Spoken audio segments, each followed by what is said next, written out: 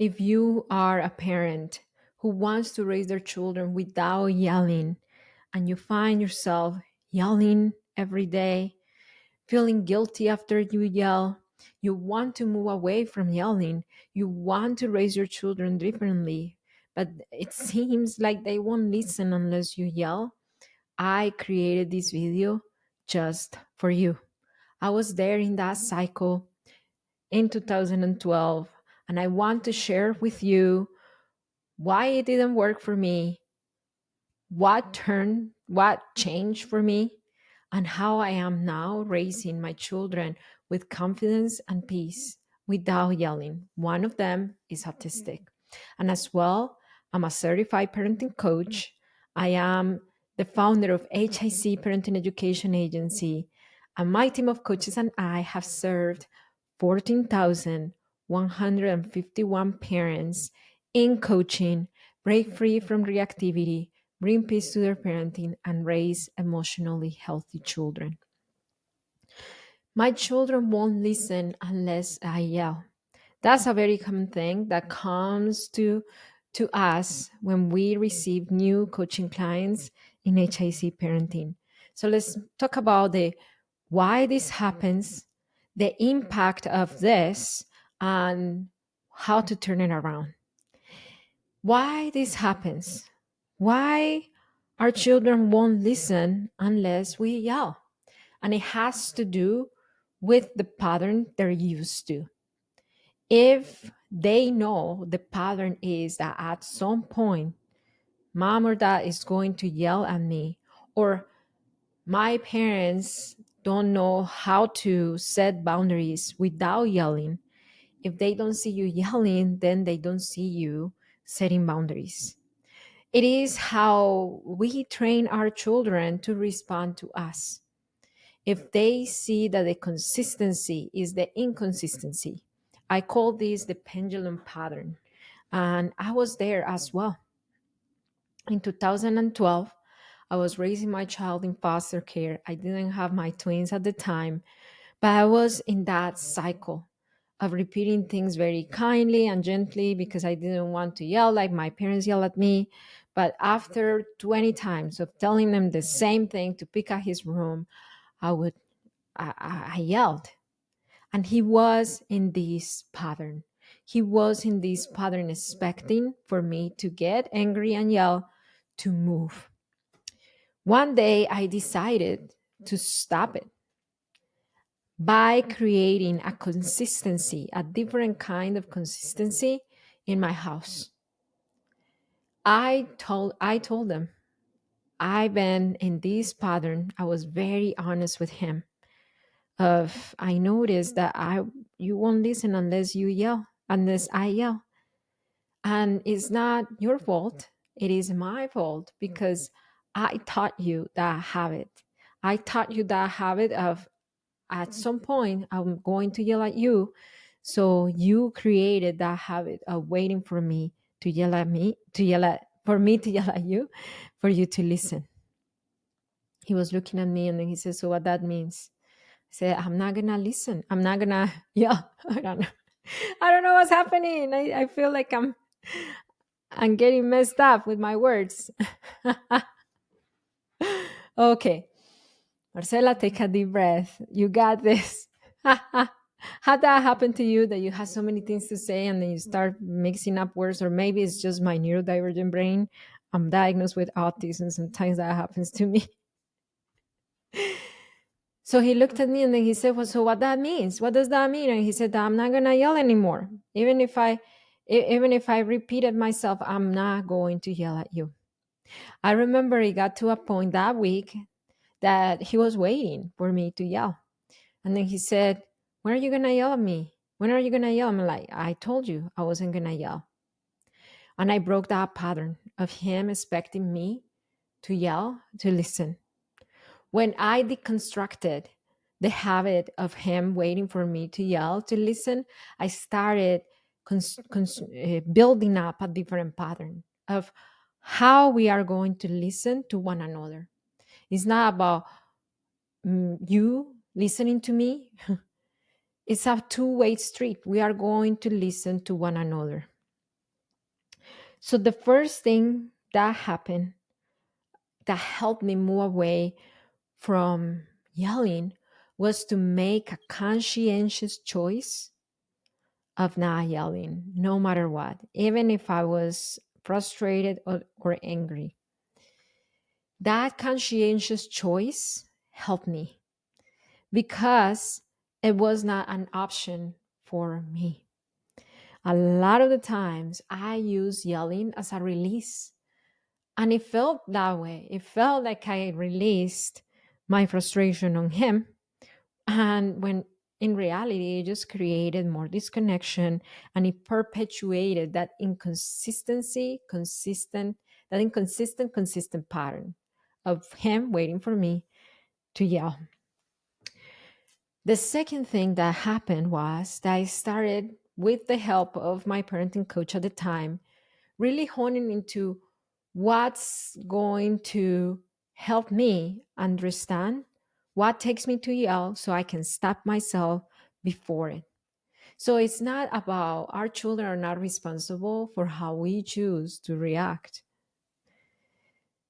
I realized that my thought of I yell because you won't listen, it was a belief that I had that was not from responsibility, from self responsibility. I was placing responsibility, the responsibility of how I chose to react, onto my foster son.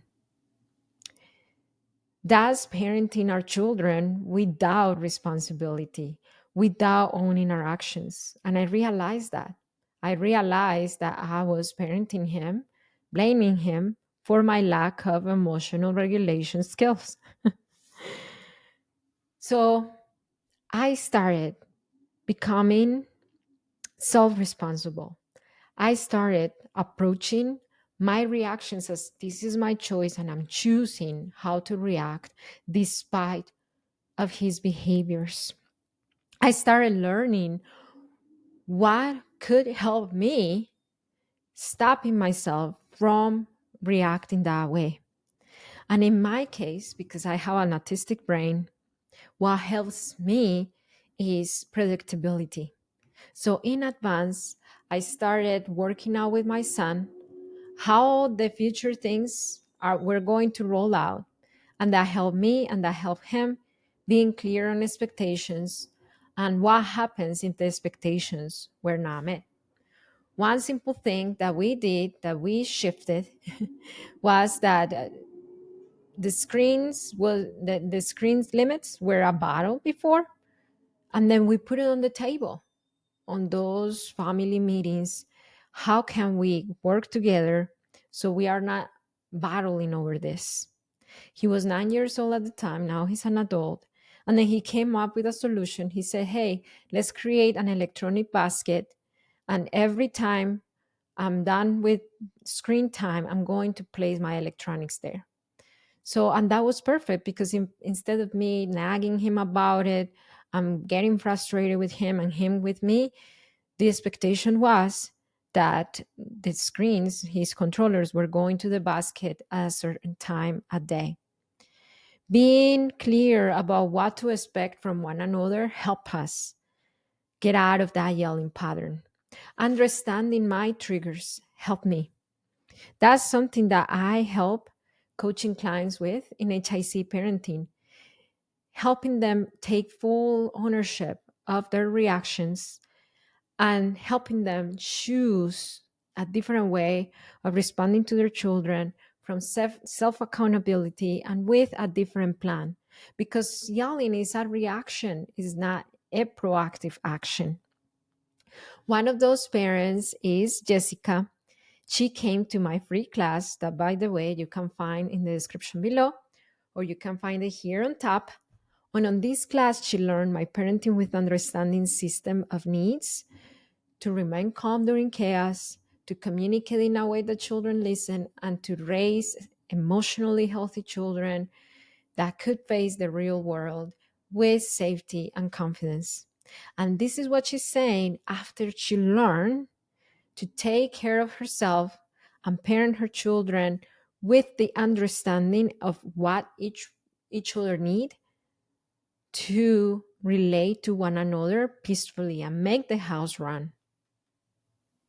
Much in a much better mental and Hold on. get a calmer house. Just feel better about the way that I parent, and I just feel like I am much in a much better mental and headspace. I just feel much better. And I know that my kids are more like they're happier. The past few days, my daughter Luna had been saying, "Oh my gosh, this is actually my favorite day ever." And so I told her last night, "Oh, you've been saying that this is your favorite day ever for a couple of days now." She's like, "Yeah, this day's have been really nice." And how do you think she used to feel before enrolling in HIC parenting? I feel like she was confused because some days she would get like a happy, calm mom, but then maybe sometime during the day she would not be so happy. She would be like an angry, yelling mom. So that was her, and she changed her parenting, starting with this free class that you can access right now in hicparenting.com. The card is up here, or the link is in the description below. And you can start applying a proven system that helped me and helped her move away from yelling and start raising children from the understanding of what they need, and what you need to have a peaceful dynamic. So the next thing that happened to me is that I started connecting to myself a lot more. I started connecting to myself a lot more because I was not placing my responsibility on him, that you won't listen unless I yell. I was placing responsibility on me. I started paying attention on things that were really taking me to yell, that were outside of his behaviors. So I noticed that the days that I didn't sleep well, I was more prone to be not so patient.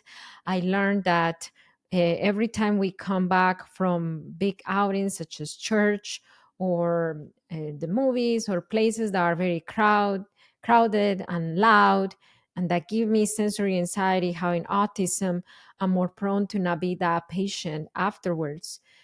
Since I started paying attention to what really takes me to lose my control, I started being more intentional about planning for regulating my emotions before interacting with my children.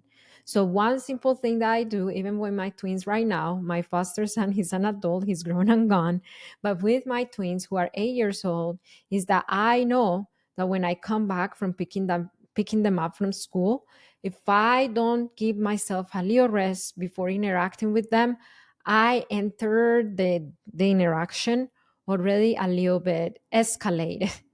So I calm myself down. I kind of like rest on the couch, and then I engage them with, let's hang the backpacks, let's do this, let's do that, let's homework, and all the other things that come after school. I'm very curious. What is one thing that you notice about yourself that takes you to yell, that is outside of your children? Let me know in the comments. And if this video helped you, will you share it with a friend? Share it right now with your spouse, with your sister, with your mom. Let them know how it helped you.